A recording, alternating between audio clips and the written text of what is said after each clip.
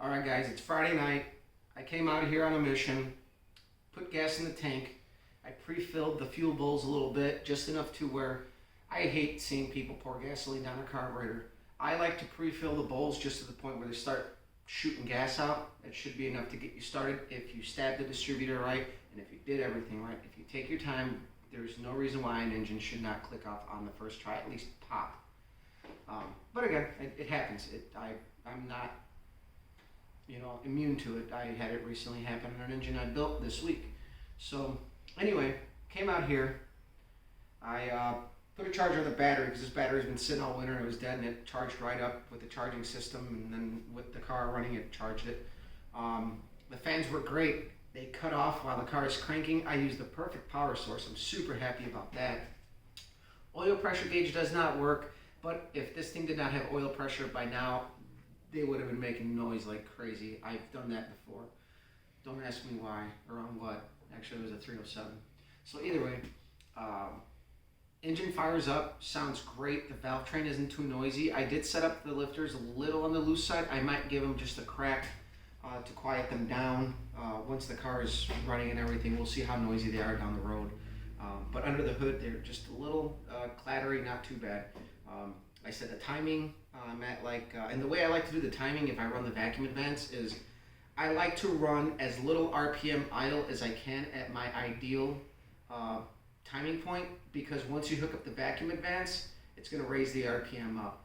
And so for now, I'm literally right under the timing advance. If I go up like 50 RPM, the advance starts to shoot in because I got light springs in there. So I got this thing to the point where it's idling really good on the vacuum advance, which gives you a really nice clean idle.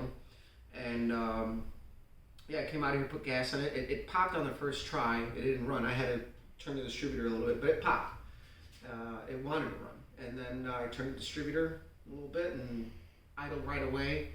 And then I remembered that I didn't have much transmission fluid in the trans, so I shut it off. I didn't let it run too long. But there was fluid in the converter, so the pump didn't run dry. And then I put about 8 quarts in the trans, which is good. Once I start clicking through the gears, which I won't get my drive shaft until Tuesday, which I could have picked it up today, but you know what, I'm in no rush. It gives me the weekend to look over a lot of little things. I still got to do my throttle bracket. Maybe tomorrow morning I'll take the wheels and tires to get installed, which we have. My wife is super happy about it. I'll show them to you guys in a little bit here. But let's get to the action. I'm going to fire this thing up. This thing sounds awesome. Putting on the adjustable valve train definitely changed the tone of the motor from what it used to be. I love it. With the non-adjustable valve train. Major improvement. People might say that it does not do a lot, but there is power to be made in your lifter preload. More preload makes the engine quiet, but it robs power. Less preload might make the engine a little louder, but you make a lot more power. It'll spin easier, and I've experienced this. I will prove it to anybody who argues that to me, because I was on the other end of the argument for many years until I actually did it, and I was a believer afterwards. So the fans seem to be working good. I had the car idling for at least 10-15 minutes, and the temperature is like at 160, rock solid as it always used to be. So I'm really happy. No major leaks. I did leave the drain pan loose, the drain plug loose on the transmission, so it started to leak a little bit, and I caught it. I tightened it up. Problem solved. And the only 2 little leaks I got into the headers are moisture leaks, which, condensation. All right, well, everybody's here to hear this thing. Let's go. So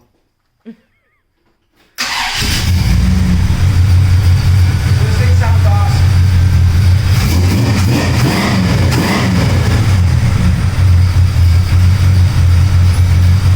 And the motor is quiet.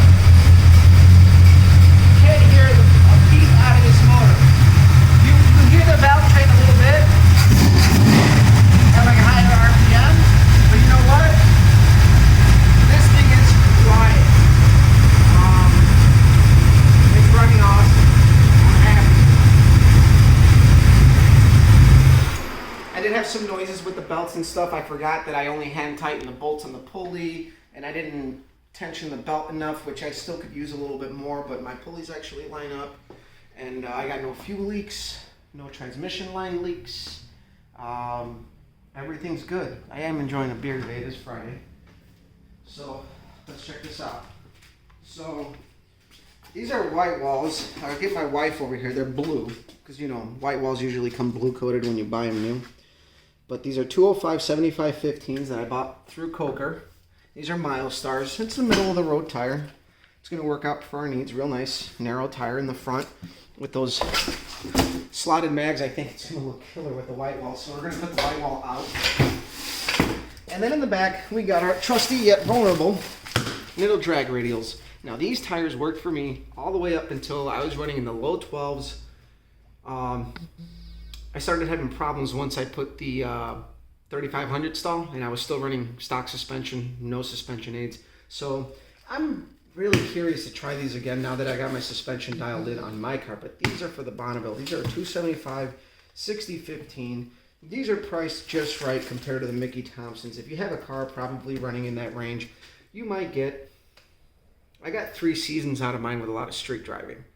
If you're only going to stick to the track, you probably might get a little bit more depending on your burnouts. I killed mine. If you go look at the tread on mine, they are absolutely gone. I am down into the wear indicators. So, but the wife gets new stuff. I keep running the old junk I got. Safety is not a concern on my end for myself. So overall, I'm very happy. We got our big ticket items here. I'm not gonna lie, the last couple of weeks, I think the first week of the month, I depleted all the money that I had made selling parts. So out of pocket money over the last month, yes, I have spent probably more than I wanted to spend at this point in life and time, but it's done. And it wasn't a lot, just spending money right now. It kind of sucks because everything is kind of in suspense, but I didn't want to let the car sit, and there wasn't much left, so I went ahead and I got everything that I needed to do it right. And I'm happy, guys. Ecstatic. This thing fired up right away. No problems, no leaks. I do have to hook up the fuel sending unit. I got the wires hanging in there. I didn't bother. I got to also put a bulb in here, which I dropped. I had it, and when I dropped it, it broke.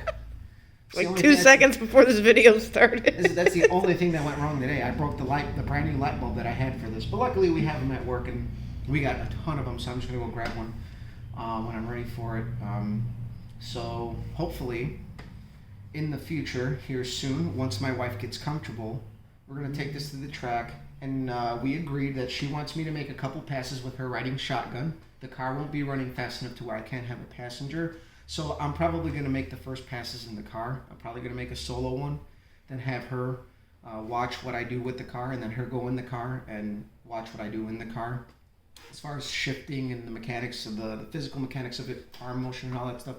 So I think hopefully like mid-June we'll be hitting the track with this. I'm planning on hitting the track with the olds here in probably a week or so. I'm going to change intake gaskets, and we're going to go for it.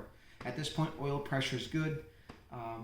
I made a couple of full pulls the other day and nothing changed, so you know what, we're gonna go race it. And before we pull the engine out, I still want to pull it out. There's a couple things I do want to do to it, so you know what, it's hard to race 2 cars at the same time. So we're gonna make some passes with this and then pull the engine out, go through it, make sure everything's good, and then hopefully mid to late July we'll have the car back out, the olds at least back out on the track, and we're gonna make more videos as we go. And it'll be really fun to share with everybody the teardown of my race engine. Yeah, share, like, subscribe. This is a big milestone, like closing up the project here. Everything has gone good. Of course, transmission is still pending. We have to drive it. So that can still be a variable there. Rear end, I'm not too worried about, but the transmission, didn't really change anything, but anything can happen. So we're not gonna count our chickens before they hatch there. So share, like, subscribe, follow me on Instagram, Copper Cutlass. See ya.